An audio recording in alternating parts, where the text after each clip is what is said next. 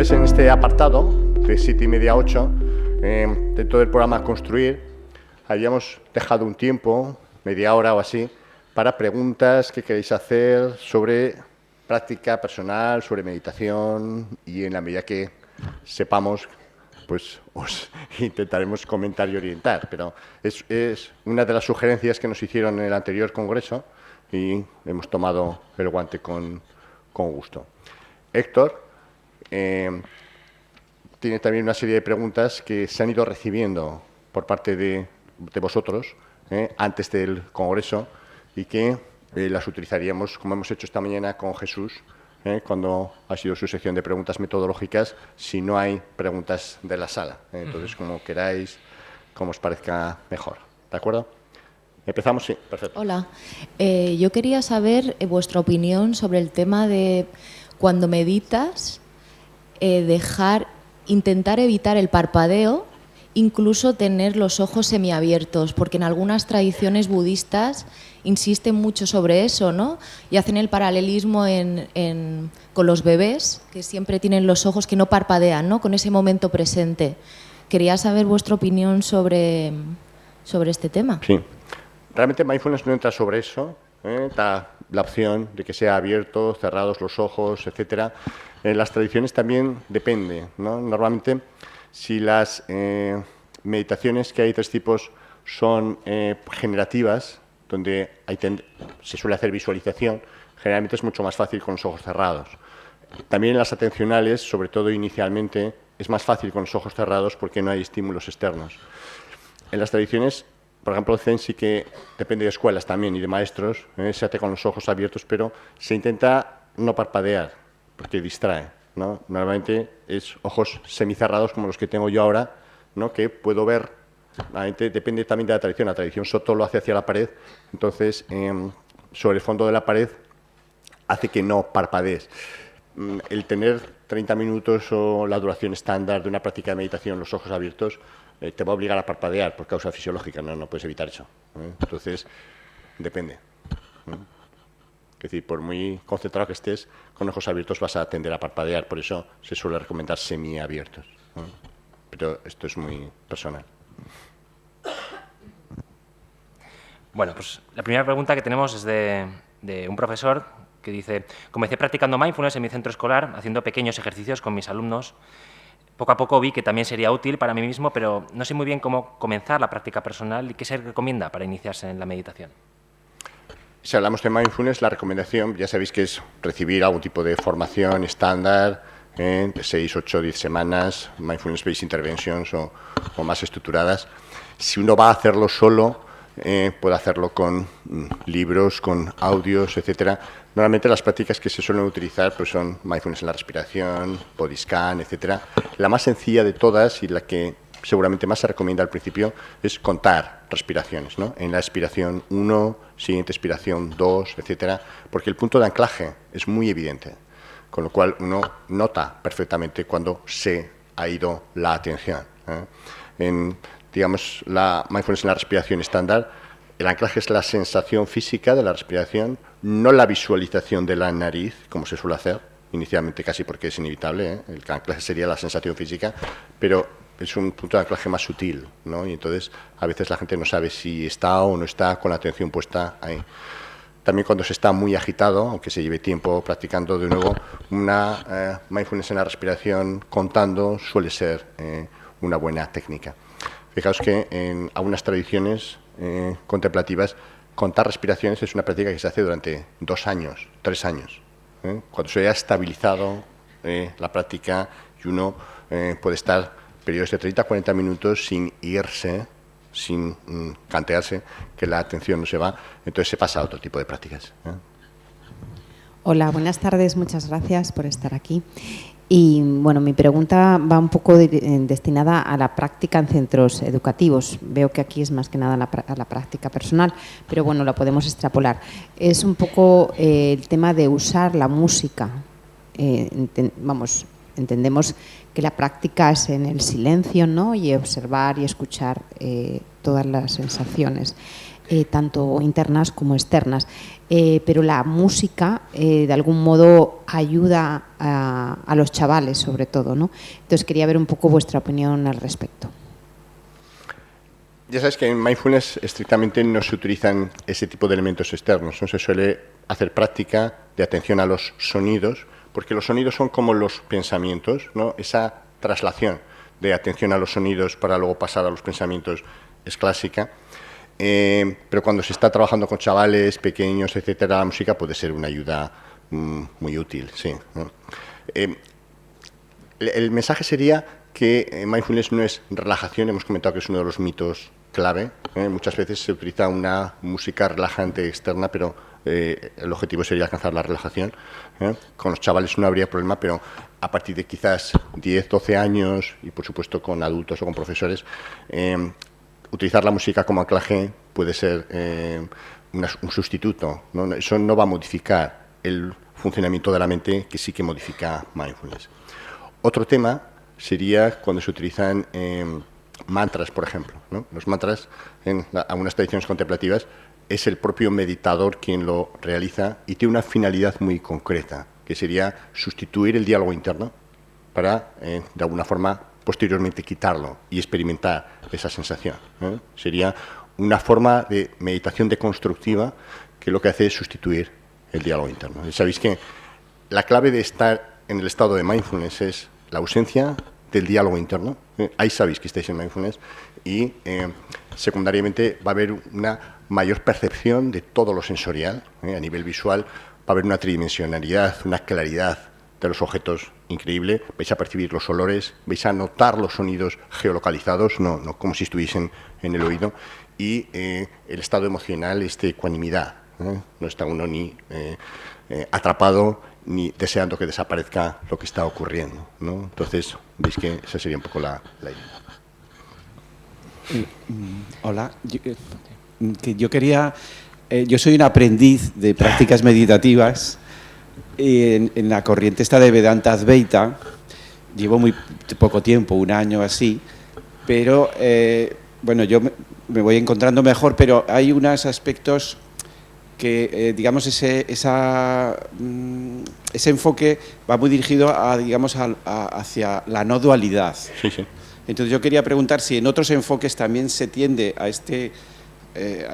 digamos, llegada de la no dualidad, si en distintos enfoques también se contempla esta situación. Y luego, también, esto es un tema también de práctica. Has comentado de que hay gente que puede estar respirando contando las respiraciones 2 años. Entonces yo quería preguntarte, para conseguir un cierto adiestramiento, ¿cuánto tiempo se puede tener? Porque se dice que es como cuando dominas un instrumento musical, que necesitas, yo qué sé, 5.000 horas. Entonces, si nos puedes dar alguna orientación, porque claro, a mí a veces eso me desanima un poco, ¿no? No sé si empezar por la segunda. Yo creo que la maestría, bueno, se habla de estas cifras, 5, 10.000 horas, ¿no?, para conseguir esa maestría. Si hablamos de práctica en mindfulness, a veces los estudios con la forma que lo miden es por años de práctica, ¿no?, a razón de como media hora al día, ¿no? Entonces se calcula que en 10 años la maestría que se alcanza es extraordinaria. Claro, es tiempo, evidentemente. Luego hay otro tema que son los platós, ¿no?, las mesetas. Es muy frecuente, y lo vais a ver en la práctica meditativa, ¿no?, que uno nota una, digamos, subida en muchos aspectos tremenda, pero luego entra como en un estado de meseta, ¿no?, donde puede estarse tiempo y tiempo, donde aparentemente no hay mayor cambio, hasta que quizás cambiando algún tipo de práctica, modificando algunos aspectos, vuelva a tener otra nueva subida, ¿no? Eso está muy descrito en las tradiciones. Respecto a la primera pregunta, sabéis que hay 3 tipos de técnicas meditativas, ¿no? Esa clasificación se acepta por la psicología actual, que serían las prácticas atencionales, donde está mindfulness. El objetivo es el desarrollo de la atención. Hay un segundo grupo de prácticas que son las generativas, que lo que pretenden es desarrollar cualidades que la mente no tiene de forma insuficiente. Ahí estaría compasión, estaría, por ejemplo, aceptación, estaría ecuanimidad, etcétera. En este segundo tipo de prácticas es frecuente la imaginería, las visualizaciones, etcétera. Veis que cuando hacemos mindfulness y compasión, a veces la gente dice, pero ¿cómo visualizas si en mindfulness se dice que no hay que, ¿no? La mente tiene que estar en blanco? Pues son dos tipos diferentes de práctica meditativa. Las atencionales no utilizan imaginería, es desarrollo de la atención. Las generativas intentan desarrollar cualidades. Y hay un tercer tipo, que serían las deconstructivas. En este momento se considera que de lo que tienen que ofrecer las tradiciones contemplativas, la psicología occidental, la ciencia, solo ha captado un 5% de todo lo que tienen que ofrecer. De ese 5%, mayoritariamente es sobre prácticas atencionales, sobre mindfulness. Hay algo más de compasión y prácticamente cero de deconstructivas, donde estaría la no dualidad.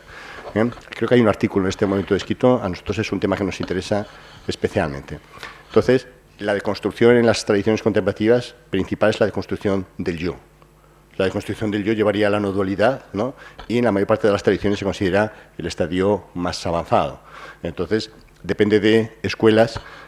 Hay varias no dualistas, la Advaita es una de las más significadas, pero también las tradiciones budistas, está Dzogchen, Mahamudra, también en otras tradiciones que no son orientales, en el cristianismo había, etcétera. Hay desde modelos más progresivos, donde uno hace atencionales, generativas y luego acaba con las deconstructivas, a, por ejemplo, el Advaita, sobre todo algunas escuelas, van hacia modelos más directos, ¿no? Más de la percepción, ¿no? El awareness del awareness, que habla Wallace. Entonces, bueno, aquí nos meteríamos en una discusión profunda de otro máster, ¿no? De otro, pero no sé si con eso te oriento. Entonces, la no dualidad sería el proceso final. En mindfulness, cuando está aplicado a la educación, cuando hemos hecho una práctica formal, que he dirigido por la tarde, os hablaba de esto. Mindfulness, con una finalidad educativa, de salud, etcétera, trabaja sobre los contenidos de la mente, emociones, pensamientos, sensaciones, impulsos.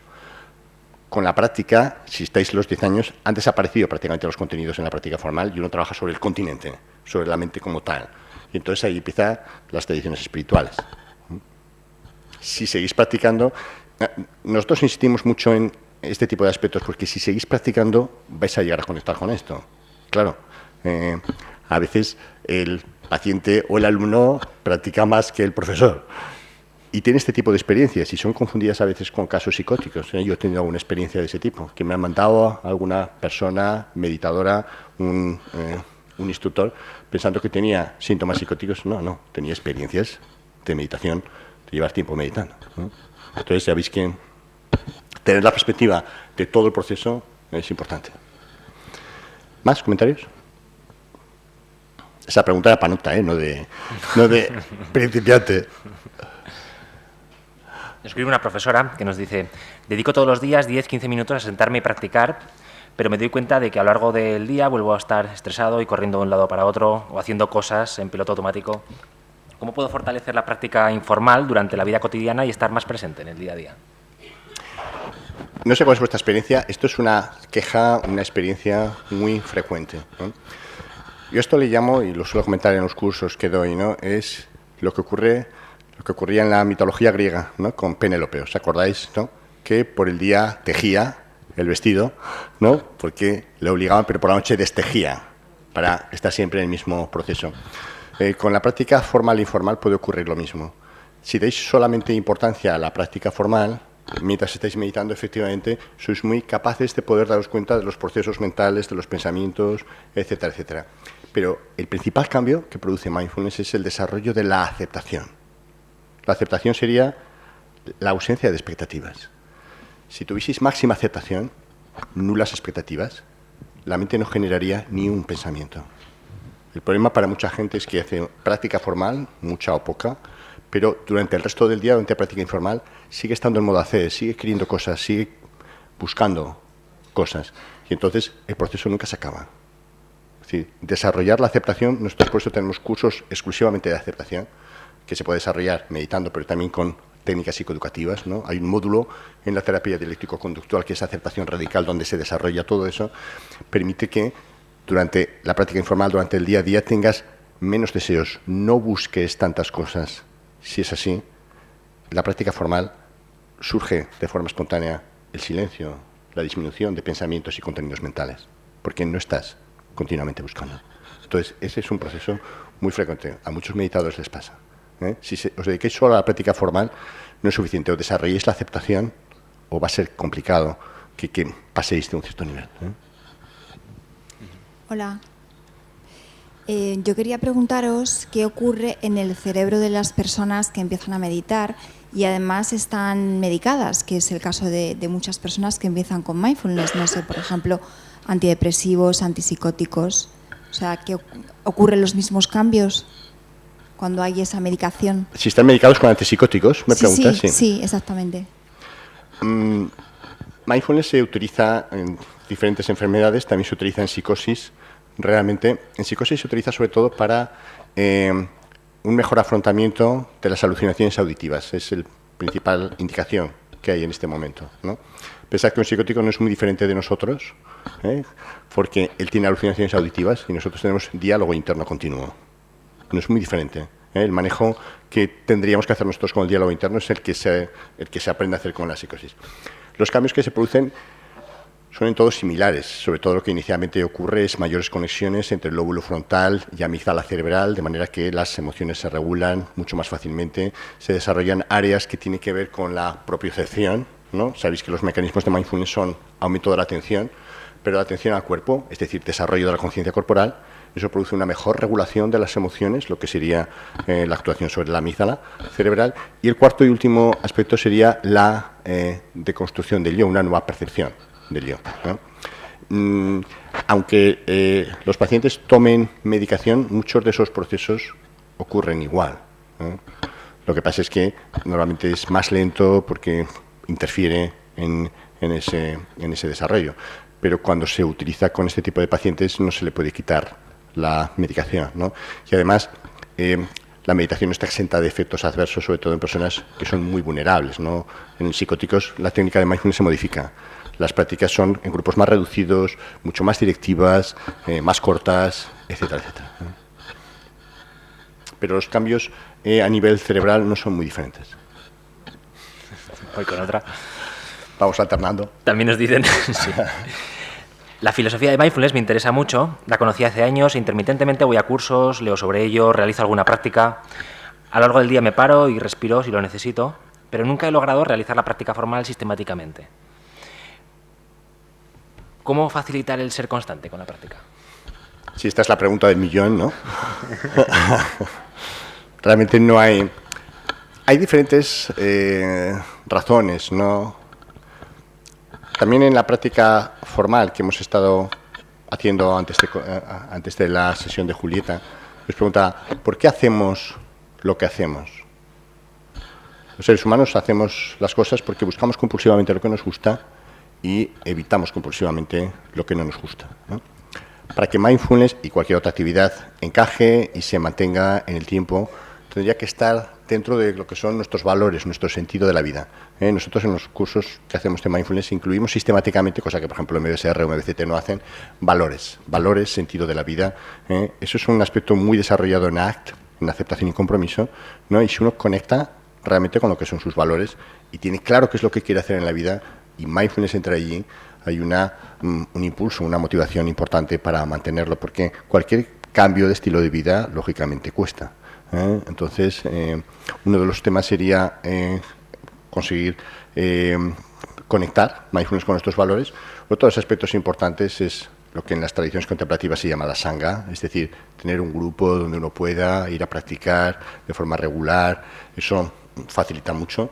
Y, bueno, otros de los aspectos serían el intentar incluir la práctica informal de forma sistemática, ¿no? Antes os comentaba la aceptación, ¿no? La aceptación es un concepto que chirría para los occidentales, ¿no? Porque toda nuestra sociedad está basada en conseguir cosas, en querer cosas. Pero yo os lo plantearía como algo mucho más sencillo. Cuando en el día a día hagáis cualquier cosa, intentad dividir el día en periodos muy cortos, de 5 minutos, ¿no? Cuando me voy a duchar, esos 5 minutos. Cuando hago la cena, esos 5 minutos. Si estoy conduciendo, 5 minutos. Entonces, plantearos estos próximos 5 minutos y podéis utilizar un reforzamiento para la aceptación del tipo de no hay nada que conseguir, no hay nada que obtener, todo está perfecto, aquí y ahora. Eso facilita claramente entre en esa aceptación, disminuye ese diálogo interno y al final, cuando uno lleva mucho tiempo practicando, no es tan importante la práctica formal, porque cualquier práctica es mindfulness, ¿no? Como se decía en las tradiciones orientales, simplemente cuando como, cuando bebo y cuando hago mis necesidades. No hago otra cosa, mi mente no está en otra cosa, no tiene diálogo interno. Bueno, nos preguntan también si la práctica de mindfulness y de compasión es compatible o complementaria. La práctica de mindfulness y compasión es absolutamente complementaria, ¿eh? De hecho, en las tradiciones siempre ha sido así. Hay estudios que demuestran que si estáis haciendo mindfulness, empezar con 3-5 minutos de compasión aumenta la propia eficacia de mindfulness. Sabéis que en las tradiciones se habla de que son las 2 alas del pájaro de la sabiduría y se piensa que mindfulness solo, sin compasión, puede llevar a un cierto desarrollo de, yo le he llamado, no soy el único, la enfermedad de los meditadores, ¿no? La sensación de que uno es mejor que los demás simplemente porque medita. El yo se apropia de cualquier cosa, la meditación no deja de ser una actividad más y existe el riesgo de pensar que uno es mejor simplemente por meditar, cuando realmente meditamos para intentar ayudar a que el mundo vaya mejor, ¿no? Para ayudar a los demás. La compasión sin mindfulness puede llevar a lo que en la tradición se ha llevado la compasión idiota, ¿no? La compasión idiota. Es decir, hay que ser sabio para poder ser compasivo, ¿no? Si mis hijos me piden caramelos continuamente, yo soy compasivo, que es darles caramelos cuando es algo que no es útil para ellos, que es perjudicial. No sé si me explico. Ser solamente compasivo sin la sabiduría que da mindfulness de ver qué es lo adecuado en cada momento, nos llevaría a ese concepto de compasión idiota, ¿no? A veces al meditar me encuentro con la contradicción de, por un lado, medita sin esperar nada, sin buscar nada, y por otro lado, medito con la necesidad de conectar con mis valores y de encontrar un sentido a la vida. Entonces me quedo enganchada en cómo meditar sin meditar o meditar sin esperar nada cuando realmente esperas algo y cómo realmente meditar sin esperar nada cuando estás esperando algo. Ese es uno de los temas, sobre todo al inicio, que es muy evidente, ¿no? Quiero decir que yo quiero meditar para obtener los beneficios de la meditación, pero si estoy esperando los beneficios, sigo en modo hacer y por tanto no me pongo en modo ser, ¿no? Entonces, inicialmente no te va a quedar más remedio que tener esa especie de ambivalencia. Con el tiempo, la propia práctica de la meditación produce tal satisfacción que uno medita simplemente por el hecho de meditar, sin esperar resultados, ¿no? Y cada vez uno tiene más claro que los resultados llegan cuando uno no desea que lleguen, ¿no? A veces uno de los problemas es que si uno tiene alguna experiencia muy positiva inicialmente, se queda atascado, porque sigue esperando, quiere buscar esa experiencia positiva, ¿no?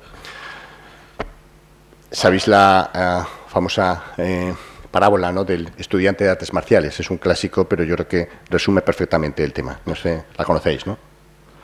Un estudiante de artes marciales le preguntó al maestro: maestro, ¿cuánto tiempo me llevará a ser un maestro de artes marciales como tú? Y el maestro le dijo: 20 años. El discípulo le dijo: no puede ser, no tengo tanto tiempo. Si me dedico exclusivamente a practicar, a estar contigo en todo momento, si hago eso, ¿cuánto me llevará? Y el maestro le dijo: 25 años. Y le comentó: no es posible, no me he explicado bien. Lo que quiero decir es que tú, estar contigo, practicar, será lo único que haga en la vida. Todo lo demás lo rechazaré. Solo estaré centrado en esto, con mi cuerpo y alma, y centrado absolutamente. El maestro dijo: si haces eso, 30 años. Porque cuanto más persigas algo, más se va a escapar, ¿no? Entonces, este es un poco, ¿no?, la complejidad de mindfulness, porque una de las definiciones de mindfulness sería mantenerse en modo ser en ese momento, ¿no? Pero fijaos que, claro, la dificultad es querer no querer nada. Es un poco la cuadratura del círculo. Pero con el tiempo lo ves claro, ¿eh? Ahora es más un concepto mental, pero con el tiempo lo ves claro. Pues nada, pues muchas gracias. Hasta aquí hemos tenido tiempo. Gracias por vuestra presencia.